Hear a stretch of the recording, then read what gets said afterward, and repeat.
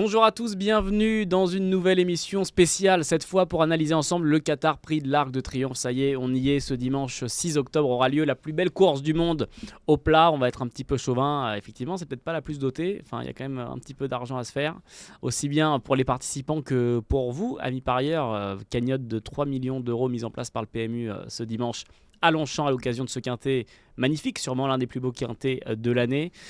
On l'a dit, ça y est, ils sont 16, j'allais dire chanceux. Il faut plus que de la chance pour participer à cette course-là, mais en tout cas, ils seront 16 à fouler la piste ce dimanche 6 octobre, accompagnés de leur jockey et évidemment préparés en amont par leur entraîneur. Mais on va revenir dans le vif du sujet, dans les détails dans quelques instants. Je vais vous présenter le casting qui m'accompagne aujourd'hui. Avec moi, deux experts de qualité. L'un vient de terminer ses missions en plateau, tandis que l'autre attend de commencer. Il est dans les boîtes avant de commencer de commenter pour Equidia. À ma gauche, c'est Mickaël Cardine qui en plus était ce matin présent pour le tirage au sort. Il pourra peut-être nous dire des coulisses ou 2-3 infos.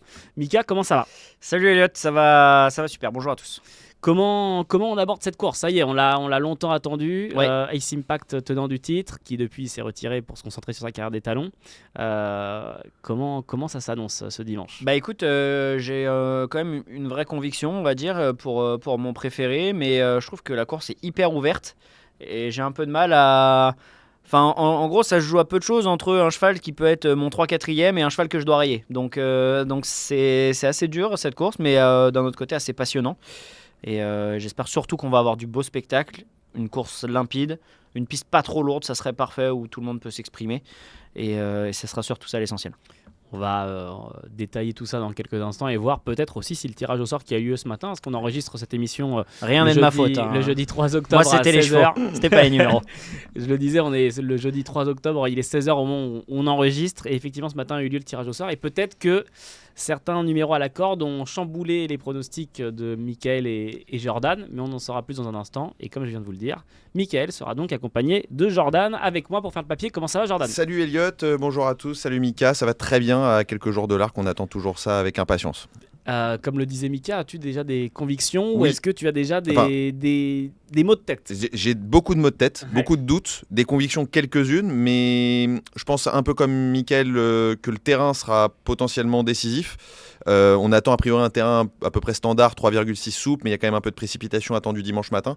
Et il y a autre chose, je pense que la vraie équation qu'il va falloir résoudre dans cette édition de l'Arc, c'est le scénario de course. Et je me suis vraiment gratté la tête, j'ai eu beaucoup de mots de tête justement, pour reprendre ce que tu disais, pour savoir qui allait aller devant. Moi, j'ai pas réussi à m'imaginer un. Franchement, un c'est scénario. très difficile. Il y a plein de chevaux qui avancent. Il y a des chevaux qui avancent. Mais pas vraiment devant. Mais pas vraiment voilà, à fond devant. Il n'y a Ouais. pas de vrais chevaux de train. Ça va être, à mon avis, la vraie inconnue de cet arc-là. Et je pense, comme Mika, que la course est vraiment très ouverte. Mais évidemment, je vais vous proposer un ticket. On va essayer d'accrocher les 3 millions. Moi, je crois que pour la tactique, je crois que Sozy va assumer ses responsabilités. C'est possible. À mon avis, il va être devant ou à 3/4. C'est possible. Comme Maxime, il a fait l'autre je jour le dans la vois, ouais. préparatoire. C'est un mais- cheval facile. Ouais. Je vois pas se prendre la tête. On est déjà en train de se pencher côté. On pourrait faire une émission de 4 jours avec pronostic. Jordan. On pourrait faire jusqu'à dimanche 16h avec Grave. Jordan non-stop. Ouais. Alors, On battrait peut-être TPMP, non, ils ont déjà fait un truc comme ça. peut-être, à On peut voir, battre un à record. voir. hein. Ça, c'est vrai, on peut se faire un petit marathon. sur un malentendu. On va rentrer dans le vif du sujet et effectivement l'occasion de rebondir sur ce qu'a dit Jordan sur les scénarios de course. On a eu la chance, j'ai eu la chance de recevoir dans ce plateau, dans ce studio, Gérald Mossé et Olivier Pellier qui eux deux disaient effectivement. Très belle émission d'ailleurs. Merci Jordan. C'est pas scripté, hein. C'était pas prévu, Non. J'avais pas prévu que Jordan le dise. C'est monnayé, Et tu mais me pas payes pas. scripté. Voilà, j'allais dire, tu me payes pas, mais quand même si. Mais Gérald et Olivier nous disaient que en fait on évite de penser trop au scénario de course parce qu'on a tendance à se prendre les pieds dans le tapis. Donc ça c'est plus notre rôle à nous d'imaginer les scénarios de course. Ouais, ça se passe jamais comme Mais ils ont prévu en fait, exactement. c'est ça C'est sûr. le truc. Bon, après, il y a quand Mais même c'est des vrai que éditions, on savait qu'il y avait un cheval qui allait aller Ouais. sur devant, où il y avait même des chevaux de jeu, des lièvres. C'est souvent Pacemaker. pour eux, c'est souvent dans les boîtes que ça se débloque. Ouais. Enfin, Et pour, rien que le en départ, prenant leur dire.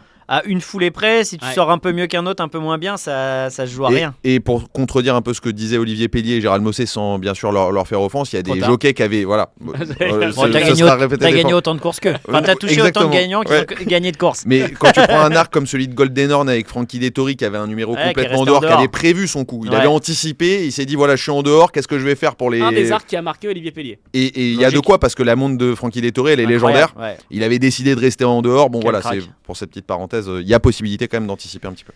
Messieurs, à nous, on le disait, c'est notre rôle d'imaginer des scénarios de course et aussi de déceler les 5 premiers de cette course. Le Qatar Prix de l'Arc de Triomphe sera la 5e course du programme, départ 16h20 ce dimanche 6 octobre. Notez-le bien, on sera à Longchamp. Jordan, Mika, pardon, est-ce que déjà tu peux nous présenter cette course, la distance, à réclamer les 1400 mètres. Ça, on le savait. 18 000 et 14 000 les taux. Nous présenter cette course, les conditions et nous dire si tu as un favori qui se dégage. Non, alors du coup, bon, je la présente parce que voilà, il y a peut-être des gens qui nous écoutent qui ne connaissent pas forcément cette course. 2400 mètres sur la grande piste de Paris-Longchamp, des 3 ans et plus au départ. Voilà, piste atypique, Longchamp quand même. Il y a une montée, une descente, une fausse ligne droite. Voilà, donc c'est quand même une piste pour le moins atypique, qui n'est pas plate. Et donc sélective. Et donc sélective et qui ne convient pas forcément à tous les chevaux. Voilà ce qu'on peut dire. Dont certains qui vont découvrir cette distance. Vont découvrir cette distance, 2400 mètres. Voilà, ça demande à la fois un peu de vitesse pour se placer et même pour avoir un petit changement de vitesse et aussi de la tenue. Donc parcours où normalement les meilleurs peuvent s'exprimer. Et mon favori, ça sera Look de Vega, le numéro 9. Pour la famille Lerner. Parce que c'est un cheval qui, à mon avis, a une classe extraordinaire. Et surtout, je pense qu'il ne faut pas s'affoler après une préparatoire. J'allais dire, Look de Vega, avant sa dernière course, faisait presque office de grand favori, voire presque, j'exagère, mais épouvantail. Il était presque le seul à courir dans cette course. J'exagère quand je grossis le trait, mais pour dire qu'on lui voyait pas forcément beaucoup de concurrents. Et depuis cette dernière préparatoire, alors attention, on a l'impression qu'il a terminé dernier, il a fait 3e. Oui. Mais on avait un cheval rouillé. Certains se sont déchauffés. Ah bah oui, il y a de quoi un petit peu, parce que comme a dit Mika, on a senti un cheval un petit peu rouillé. Il était rouillé, je suis d'accord. Il n'avait pas couru depuis le Jockey Club. Je pense qu'il a été quand même un petit peu laissé tranquille. Ouais, en plus, après, faut laisser tranquille. Voilà, faut quand même remettre en contexte. La préparatoire, c'est une course à 5 partants. Oui, 5 ou 6. Il s'est retrouvé devant, pas de rythme. Enfin, c'est lui qui a fait le rythme. Pour moi, c'est pas des vraies courses. Voilà, après, c'est peut-être un peu dur de dire ça, mais à 5 partants, c'est des galops d'entraînement devant un public, quoi. Ouais. Bon, alors, il a craqué tôt. Maintenant, moi, je fais confiance à la famille Lerner, notamment à Yann, qui est finalement jeune. Mais d'ailleurs, il l'a dit, et je pense que c'est vraiment l'idée, c'est que voilà, pour préparer un Arc de Triomphe, il ne faut pas être prêt à dans les 100% un mois avant. Il ne faut pas être prêt. Parce que sinon, voilà, on sait la forme des chevaux. Et je pense que là, il va arriver au top, ou en tout cas tout près du top. À mon avis, il sera au top. Et je pense qu'au top, un Look de Vega dans un terrain souple, 2400 mètres, il n'est pas évident à cogner. Look de Vega, donc on le disait, qui devrait quand même faire office de favori. Il est repassé favori chez les books. Oui, c'est ce que j'ai ouï dire tout à l'heure. Exact, pareil. Mais il a aussi d'autres gros concurrents qui arrivent, dont un certain Sozy. Sozy qui aura le numéro 13 dans cette course, qui a tiré le 5 dans les boîtes. Pour information, juste pour revenir sur Look de Vega, il a tiré le 8. Le 8 dans les boîtes. Et qui, c'est le numéro que je voulais lui donner. C'est pas moi qui l'invente. J'ai eu Manuela Jolivet ce matin au téléphone qui me disait que dans le grand débrief, Yann Lerner lui avait demandé s'il était superstitieux. Il avait dit qu'il avait quelque chose avec le numéro 8 par rapport à Anama Blue et par rapport aussi à Look de Vega, il me semble que c'était le numéro un peu qui lui portait chance. Ouais. Il l'aura pas sur la selle cette fois, ce numéro 8, dommage. Mais il l'a tiré dans les boîtes. Donc voilà, ça c'est pour la petite anecdote et je salue Manuela Jolivet. Il y aura peut-être 8 longueurs ce matin. C'est possible. Ah oui, ça serait beau. Ça m'étonnerait, mais c'est possible. Sozy, ton favori ou pas? Non, pas. Sozy, c'est l'énorme base. Alors, pour moi, il sort pas des 3-4. Je suis d'accord avec Mika. Maintenant, il y a une interrogation en ce qui me concerne, et je pense que c'est un peu celle de tout le monde, c'est le terrain. S'il se met à pleuvoir, à dracher le matin. Mais c'est pas prévu. C'est pas quand même, il y a des précipitations attendues le dimanche matin. Il fait frais. La piste, elle est neuve. Ils n'ont pas couru dessus depuis hyper longtemps. Je suis d'accord. Ils n'ont pas arrosé depuis. Il y a eu la semaine de précipitation. Ils n'ont pas arrosé en vue de Moi, ce week-end de là. Je pense que ça va être galop, souple. Quoi. Je le souhaite un peu comme toi parce que je pense que c'est idéal pour tout le monde, que ce soit pas lourd, qu'il n'y ait pas des modes jusqu'au casque. Mais il y a quand même cette interrogation qui me fait un peu mal. Et au-delà de ça, c'est un cheval. Alors, tu me disais tout à l'heure, il est pratique, il peut se monter devant et tout. S'il est dans les coups. On l'a vu dans le Jockey Club. Mais c'est pour ça, je pense que c'est un gros bateau. Alors oui. Voilà, il faut pas qu'il soit dans la nasse et tout ça. Et je pense qu'il manque de maniabilité. C'est pour ça qu'il va peut-être aller devant. Moi, je suis pas d'accord avec ça. Enfin, en fait, je suis d'accord, mais pas d'accord. En fait, pour moi, dans le Jockey Club, il a pris des coups parce qu'en fait, 2100 Chantilly, c'est un parcours de vitesse.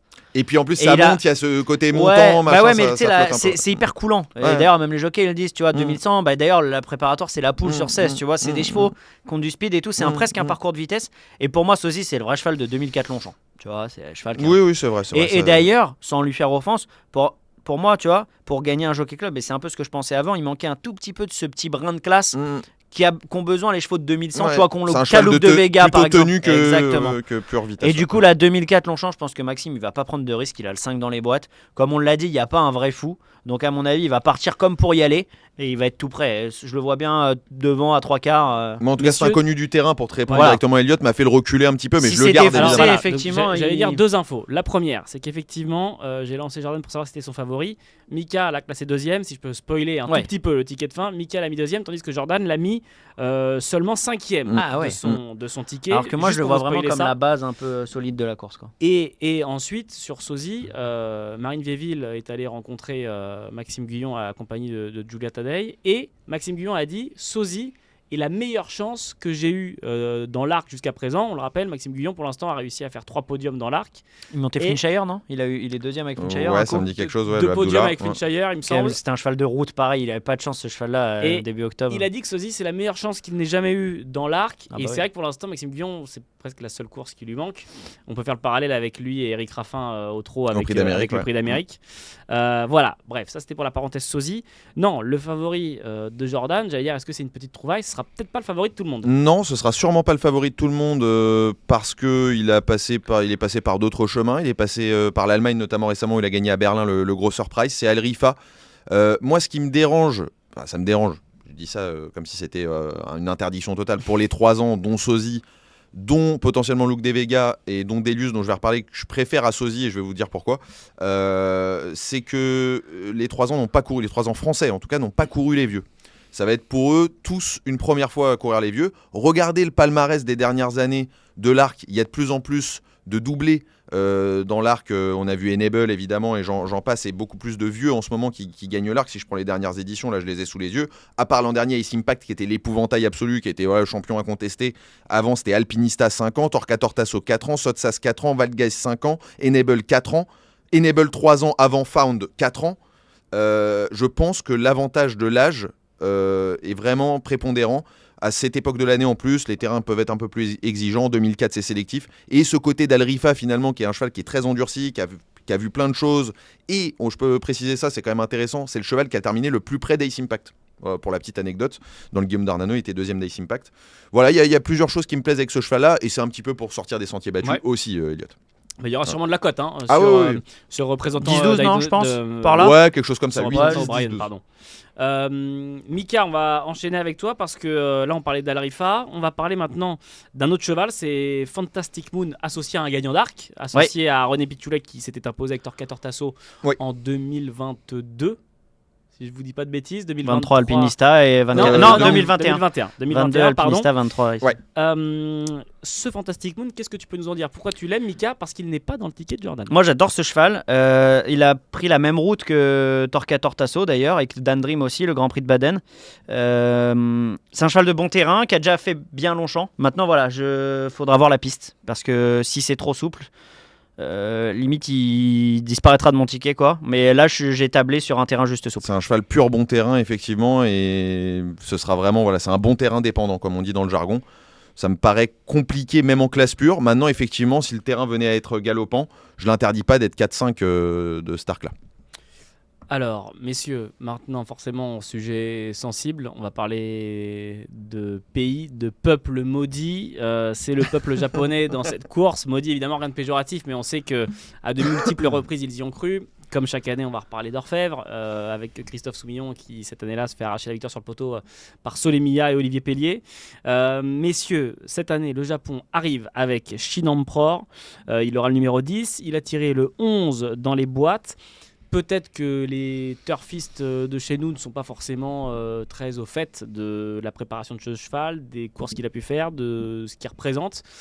Est-ce qu'il peut bien figurer dans ce quintet, dans cette course de l'Arc de Triomphe? J'ai envie de dire que oui. Alors déjà, une chose, c'est qu'il y a eu des années où les Japonais sont passés à travers, total.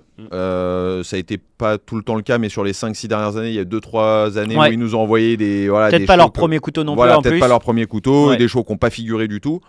Regardez l'année dernière la jument qui était montée Christophe Patrice Lemaire qui court très bien. Je crois que en ce moment, ces toutes dernières années, ils essayent d'envoyer des vraies chances. Ce cheval-là, moi, quand je l'ai vu travailler, parce qu'il a travaillé, je ne sais pas si vous vous rappelez, il a galopé à Longchamp. Il m'a pas vendu de rêve. Franchement, son galop il avait fait un petit galop d'entraînement à Longchamp, il m'avait pas vendu de rêve. Maintenant, j'ai ravisé mon jugement parce que quand je l'ai vu à Leopardstown, donc pour revenir à ce que je disais par rapport aux 3 ans français, lui 3 ans japonais, 3e du derby japonais, d'ailleurs, faut le préciser. Il est toujours battu dans les groupes 1. Il est toujours battu dans les groupes 1, mais il finit toujours en avance en partant. Vraiment, il gagne du terrain à chaque fois sur ses adversaires. Et à Leopardstown, l'autre jour, il a couru les vieux. Donc là, c'est une autre paire de manches. Et l'entraîneur, c'est un crack. Yoshito Yagi, c'est un gars, il est allé gagner des Breeders' Cup, il a gagné à Medan. C'est la tête de liste. C'est ça. Voilà. Et puis c'est un entraîneur qui a pas peur des défis, quoi. Il va aux 4 coins du monde avec ses chevaux, avec de la réussite. Et un dernier point, c'est que l'autre jour, il est tombé sur un cheval qu'on aime tous les deux beaucoup, Michael, c'est Economics, qui pour moi, s'il avait été au départ de l'Arc, aurait eu une chance s'il tenait la distance. C'est vraiment pour moi le meilleur cheval en activité pour l'instant.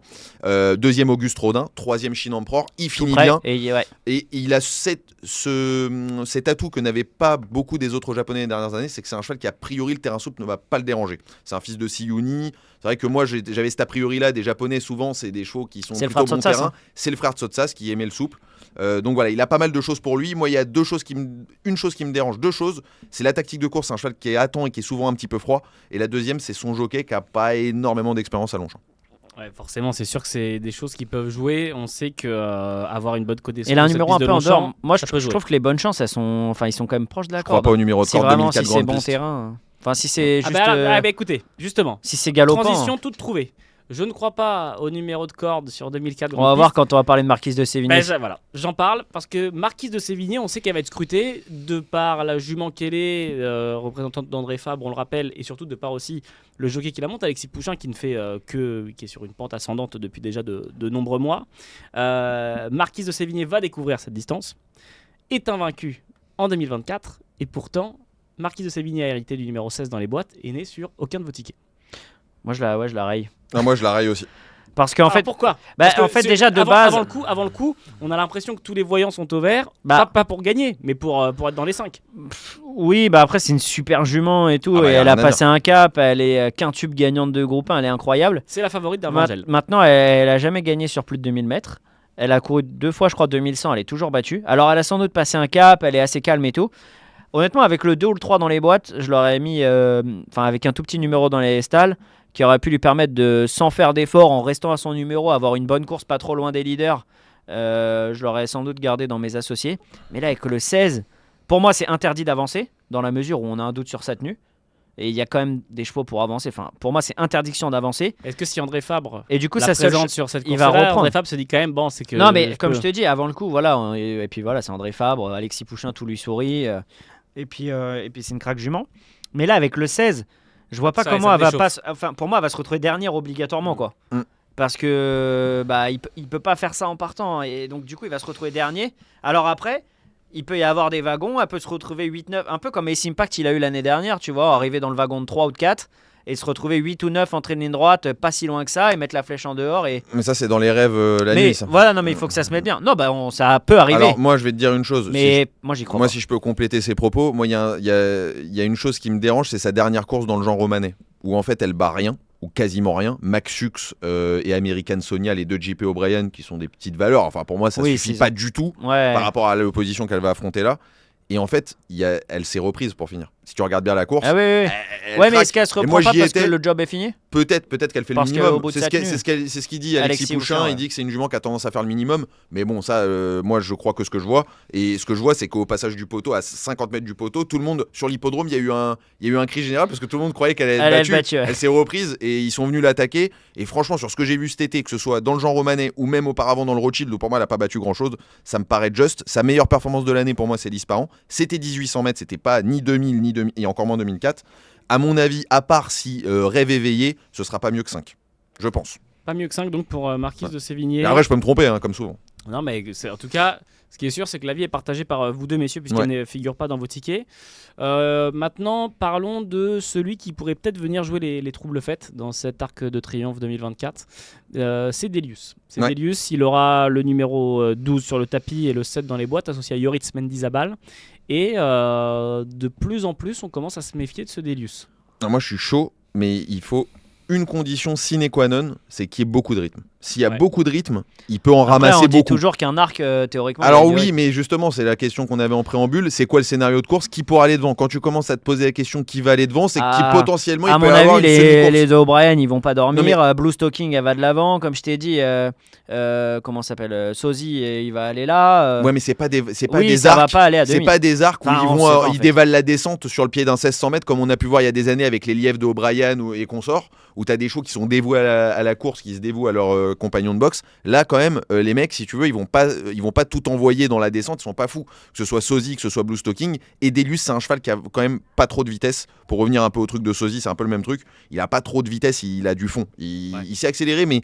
Et moi, je vais te dire pourquoi je préfère Delius à Sozy, pour en revenir à ce que je disais tout à l'heure. C'est Ça le Grand Prix de Paris. m'intéresse. C'est le Grand Prix de Paris.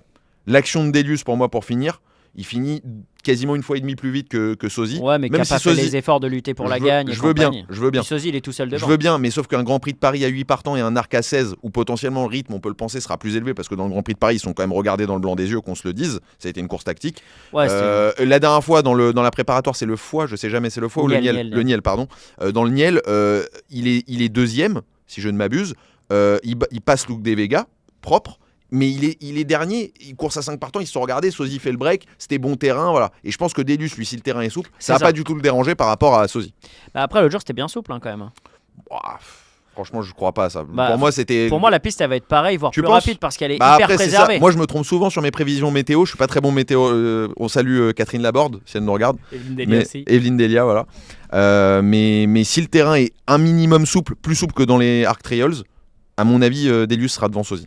Bah, du coup, ils annoncent un petit peu d'eau dimanche matin. Ah oui, tu Ah vois, ouais, t'as donc révisé ton attention, jugement. ouais, tu vois. c'est Enfin, ouais, mais d'ici là, il pleut pas. Là, elle est à 3,8, ça sèche. La corde préservée, c'est piste neuve. Hein. Bon, ça va être Franchement, piste neuve le samedi. on n'est pas dans la météo et puis même la météo peut se tromper. C'est pour ça que tirer trop de plans sur la comète, c'est pas. La météo peut beaucoup se tromper. Messieurs, on va enchaîner sur un cheval qui a tiré un très bon numéro de corde ce matin. Alors, un très bon numéro de corde, tout dépend ensuite de chacun, mais un bon numéro de corde en tout cas. Et que vous avez tous les deux dans vos tickets. C'est le numéro 7 qui s'appelle Blue Stocking, qui est pareil, qui n'est pas forcément, j'allais dire, le plus connu des chevaux français en tout cas. Je sais que c'est pas un cheval français, mais parmi ceux qui sont suivis par les turfistes français. Mais ce Blue Stocking, pardon, vous le voyez peut-être faire quelque chose dans cet arc. Bah, elle a bien gagné le Vermeil. Elle est supplémentée pas par hasard. Hein. Elle a un bon numéro de corde. 120 000 euros la Vous la supplémentation. voyez, vous la voyez. Le terrain, aucun problème. Ça reste un cheval, Elliot, t'inquiète pas. Ouais, ça Le- marche quand même. Le terrain, aucun problème. Que ce soit bon d'ailleurs, ou même très souple, presque un plus Elle a même. tout fait. Ouais. Étonnamment d'ailleurs pour une John Mont qui. Ouais, il y en a qui vont. il y en a qui Ouais, vont. mais tu vois, par exemple, le père de mère, c'est Danzili. Ah Tu ouais, vois, c'est vrai qu'ils vont pas. Ouais, c'est vrai qu'ils vont enfin, pas. Oasis Dream, Dandy. Voilà, tous ces chevaux-là, enfin, tous ces étalons-là, normalement, ça donne pas vraiment cette aptitude. Bon, bref, elle l'a prouvé qu'elle faisait un peu tout. Elle a prouvé aussi son aptitude à Longchamp. Moi, je pense que c'est un vrai truc parce qu'on disait Longchamp, c'est particulier. Les 2004, c'est un parcours particulier quand même. Elle l'a prouvé dans le Vermeil. Elle est hyper dure. Elle va être tout de suite là. Elle a un bon numéro. Je crois qu'elle va être dans le quintet. Après, j'ai pas été hyper emballé. En plus, globalement, la ligne du Vermeil, je suis pas hyper fan. Alors, quand même, noter un truc, Mika, sans vouloir te couper, c'est que Aventure, qui n'était pas pressenti pour courir, qui est donc sa dauphine dans le Vermeil, est finalement rentrée dans la danse. Ouais. Et ça, c'est un bon point. Ça, c'est un Aventure très qui bon était peut-être indice. plus pressenti sur l'opéra. Exactement. Et qui vient dans Qui la... avait, Ouais, qui avait a priori une tâche, on va pas dire facile Oui. dans l'opéra, mais qui avait Si, une tâche enfin, à sa portée dans l'opéra. Bah, c'était plus fermé, quoi. Voilà, et Christophe Ferland, avec les frères Vertemer, ont décidé donc d'y aller quand même. Et le fait qu'ils y aillent, alors que franchement, Aventure, avant le coup, ça nous paraissait un peu juste sur le papier, strict. Le fait qu'il y aille, moi, je ne suis pas plus royaliste que le roi. Si lui pense il faut y aller, c'est que la ligne, il la considère très bonne et qu'il se voit une chance d'être cinquième. Si lui, il se voit une chance d'être cinquième, vu ce qu'on a vu de Blue Stocking dans le Vermeil, Bah, même faut la garder. 5e, je pense. Hein. et la supplémentation, en plus 120 000 euros, même si bon, c'est des grosses écuries, ça va pas, ils vont pas être ruinés le lendemain de l'arc avec la supplémentation, mais quand même, c'est pas un hasard, je pense. Messieurs, Je vous propose qu'on fasse le ticket. Ça y est, on a passé quasiment en revue tous vos partants. Tous ceux que vous avez choisis dans vos tickets. Presque. Voilà, ou presque. Et ça va être l'occasion du coup au moment de donner votre ticket, d'entrer dans les détails de ceux dont on n'a pas pu parler là dans cette émission. Et aussi peut-être d'avoir un mot sur ceux que vous n'avez pas retenus, que d'autres auraient retenus. Je pense par exemple peut-être à Zarakem. Peut-être on verra ça dans un instant.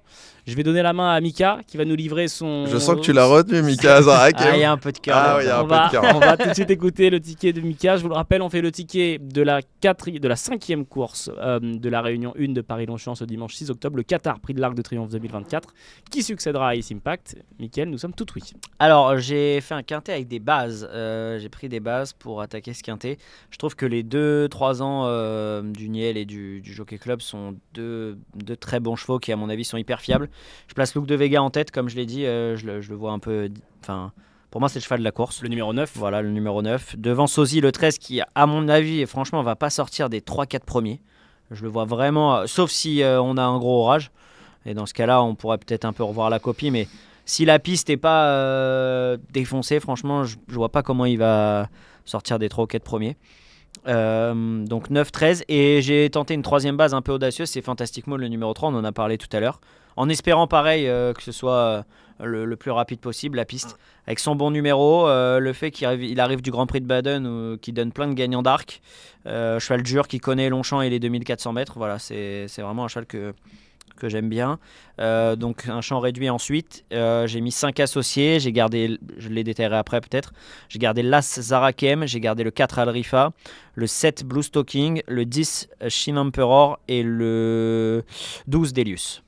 Si je dis pas de bêtises. Ce qui nous donne 9, 13, 3, 2X et en associé As, 4, 7, 10 et 12. Exactement. Comme ticket de Mika. Et donc, on retrouve ce fameux Zarakem.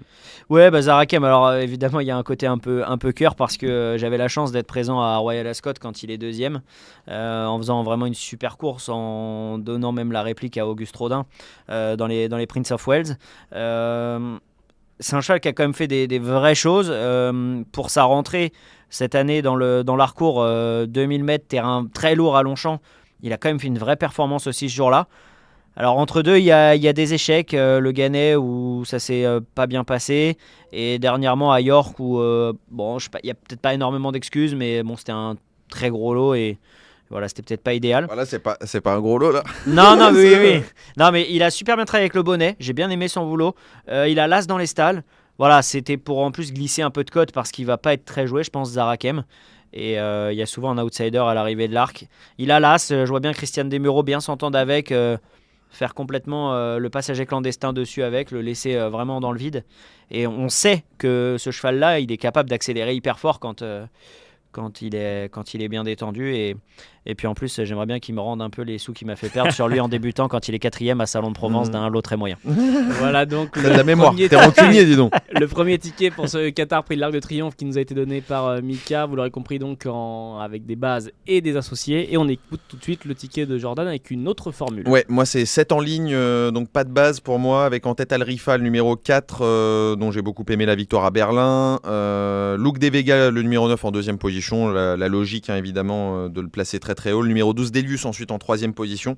Donc j'envisage une potentielle revanche de Look de Vega sur Delius et une revanche de Delius sur Sozy et une revanche donc de Look de Vega et Delius sur Sozy par rapport à la préparatoire. Ça fait du match dans le match. Voilà, et du match dans le match. Exactement. En quatrième position, Blue Stocking, dont j'ai bien aimé la victoire dans le Vermeil, qui a beaucoup de lignes avec les meilleurs chevaux de la planète, notamment deuxième de Goliath, si je ne m'abuse, à Ascot, dans les King King George. Les King Dans les George. Pour King l'instant, George. ça nous donne 4, 9, 12 et 7. Voilà, 4, 9, 12, 7. Cinquième position, Sozy, difficile de l'écarter quand même, faut pas être Numéro fou. 13. Sixième position pour le 14 Los Angeles. Je pense que tu as fait une erreur de ne pas le retenir. Ouais, Mika. c'est un merguez après. Enlever un O'Brien dans un arc, c'est dangereux. Ouais, je sais. Très très On n'a dangereux. pas parlé de ce Los Angeles. Et en septième position, Shin Emperor. Pourquoi Los Angeles? Parce qu'il a des lignes avec tous les chevaux de la course. Il est T'as derrière. besoin de vacances. L'autre jour, comment? T'as besoin de vacances. C'est peut-être Il se projette besoin d'aller déjà à Los sur Angeles. les JO de 2028. Exactement. L'autre jour, il est quand même quatrième de Economics, Auguste Rodin, Shin Emperor. Et il courait très bien. Je pense que c'est un cheval qui n'a pas peur de la distance, qui peut à peu près tout faire, qui est très dur à l'effort, qui fait tous les terrains. Et Shin Emperor, le numéro 10 en bout de piste, J'aurais pu me mettre plus près avec un jockey français, peut-être avec un CP Le Maire. Là, comme c'est un jockey qui connaît moins Longchamp, je le garde en bout de piste, 10,50 € pour le ticket en flexi 25. Le ticket donc de Jordan, 4, 9, 12, 7, 13, 14 et 10. Donc un ticket combiné en 7 chevaux. Messieurs, merci beaucoup d'avoir fait le ticket avec nous. Merci à toi, c'était un plaisir. Qu'est-ce qu'on peut nous souhaiter dans cet arc? Des rebondissements? Non, juste une course limpide et que de le la- meilleur gagne. Et pas de pluie? Ouais, non. Pas trop, ce serait bien qu'il n'y ait pas des conditions dantesques. Ouais, Ce serait bien d'accord. qu'il n'y ait pas des conditions extrêmes, que ce soit d'ailleurs complètement de la route trop Oui, bon, ferme, là, ce ça y qui a ne sera aucune pas le chance, cas. vu la et fraîcheur que ce des soit pas- nuits. que ce soit pas les tranchées de Verdun, quoi. Ce serait mieux. Ouais, c'est vrai, ce qu'on nous souhaite. Mais on veut de la guerre, par contre. On veut de la guerre. Ce qu'on souhaite surtout aussi aux acteurs Ouais. pour espérer qu'ils aient pas une piste Une belle trop, guerre. Voilà. trop sale. Merci beaucoup d'avoir été avec nous. Merci, Merci, encore, Mika. Elliot. Merci à toi. Merci Mika. Jordan. De rien. Passez un très bon arc de triomphe 2024 à suivre sur l'antenne d'Equidia, equidia.fr et sur tous nos réseaux sociaux. Et puis à Paris-Longchamp, évidemment, pour ceux qui auront la chance d'y être.